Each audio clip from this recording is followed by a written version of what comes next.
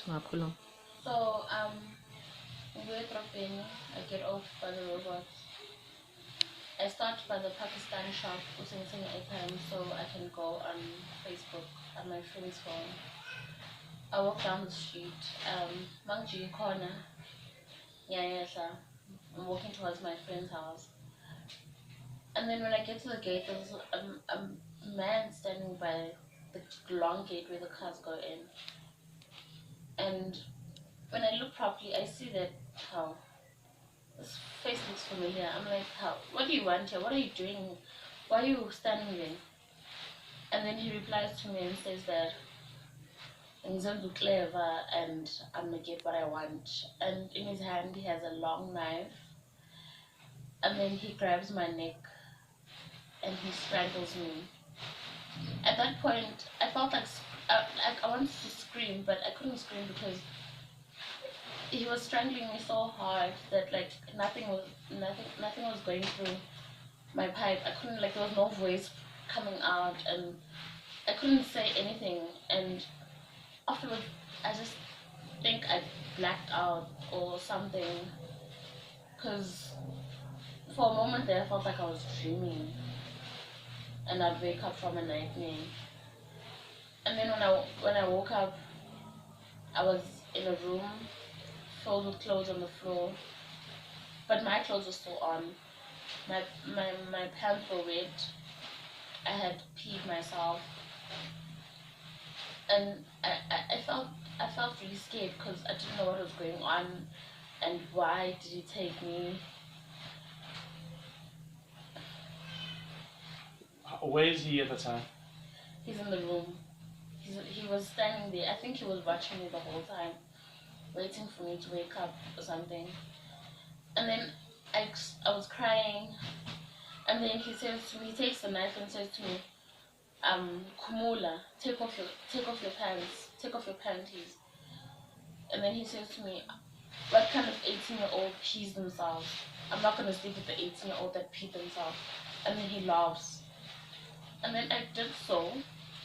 But first, before I could do so, I was refusing to do so. I was refusing to take off my pants, and then he stabbed my left arm. And that's when I saw that this guy is really gonna kill me if I don't do what he says. And then I took it off, and then I was sitting there. He said to me, lie on your back and open your legs, still with the knife in his hand. And I was afraid, so I did what he said. And then he slept with me, and he didn't use a condom. When he was done, he never left my side. When he was done, he slept right next to me. And then I fell asleep because I cried myself to sleep, you know. And then, but when I woke up, I didn't know what to feel. I was just scared, you know, because it's not. I didn't think something like this would happen to me, you know. I always watch it in movies. So Sunday morning, on that very same Saturday, there was a point whereby he said to me, before I fell asleep, he said to me, I'm giving you 3 minutes to run for your life. And then I put on my panties, I put on my pants, and I just got out and I ran. I didn't put on my shoes, I didn't take anything, I just ran. I jumped the wall and I ran. I don't know how fast he ran or which direction he ran, but we made up by the corner and he was lost. There was a car that was driving. It was driving past, and I tried to stop the car, and the car just drove faster. And then he laughed at me, and then that's when he stabbed me on my back and other places on my arm. And then afterwards, I pleaded. I was like, I'm really, really sorry. I don't know what I've done. And then he said to me, let's go back. I'll tell you why I'm doing this. And then I went back with him to the same room. That's how I was able to identify the house. To the same room, and we sat there. He washed my feet. He said he didn't like girls with dirty feet. He washed my feet, and then I laid there. I cried myself to sleep. Most of the time, I remember I prayed a lot. I prayed a lot, and every time he'd get angry with me because I'm crying, I'd like pray in my heart. And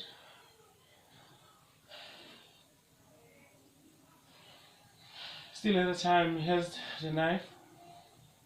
yes, the knife was always there. He didn't leave the knife. The knife was always next to him. Did he tie you up? No, he locked the room and he put the key in his pocket. He didn't tie me. He didn't duct tape me. He didn't do anything like that. He just locked the room and kept the key in his pocket. So what So did he do? He raped you repeatedly for the whole weekend? What happened? on Sunday he raped me once, and then on Saturday he raped me once, and then Sunday morning he raped me twice, repeatedly. And on Sunday he was just like telling me a lot of things, like reasons that weren't even valid. Like I felt like my life was in the end. Like what were the reasons? He said that he just wanted me to love him, and if I just loved him from the first time he approached me, none of this would have been happening. And if I hadn't like tried any stupid silly moves, none of this would have been happening. And then he'd ask me if I'm in pain, do I want him to end it? Do I want him to end the pain? And when he said end it, he'd mean like end my life. I didn't want to die.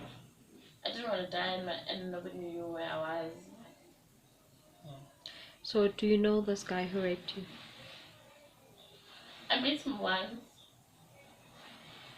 when I was on my way from school, and then he was like trying to propose to me, and I wasn't really interested because he doesn't have a really friendly face, or he's not really the type of person I would date or something. And I just told him to like go away from me, and then I walked away, you know.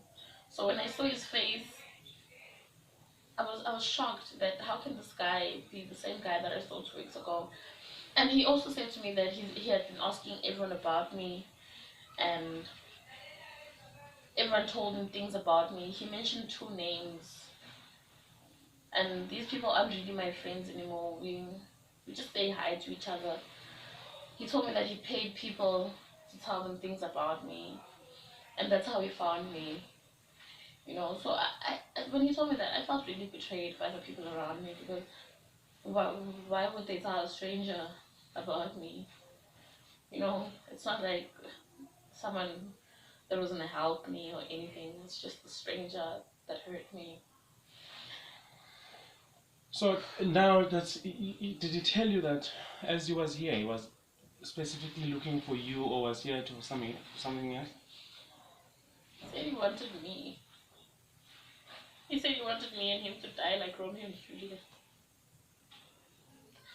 He said to me that he read a lot of Shakespeare, and his favorite book is Romeo and Juliet. I didn't want to die. So I did what he said I must do. And then how did you manage to escape? So on Sunday, he says to me that he's gonna let me go at 8 o'clock at night if I finish all the food that he gave me. I couldn't eat. My throat really hurt, and nothing was going down. I was just thirsty, so I drank the juice that he gave me. And then um, I was sitting there. He was still telling me a lot of stories. And then he says to me that he's gonna set the alarm at 3 a.m. and I'm gonna be out of his house. So he wants to let me go when nobody can see me and nobody can identify that I was there. But he kept repeating the same thing, that he feels like he's making a mistake, letting me go. And if I go to the police, he's gonna come for my whole family and kill them. So the alarm rings at 3 a.m. He wakes me up. I put on my shoes. I put on my clothes. My t-shirt never came off. It was just my bottom clothes that came off. I put on my clothes. I take the bag that I had, and then I left. He opened the gate properly, like like it was someone who was visiting, you know. He opened the gates, and then I couldn't go anywhere at 3 a.m. So I was really afraid that if I had to walk up or walk down, I'd meet people like him or worse, you know. So I sat by his gate, and then he kept on coming to check on me, not inside, like outside. He kept on coming to see if I'm there. And then as soon as the sun came out, I came here to my aunt's house, and then I told her everything.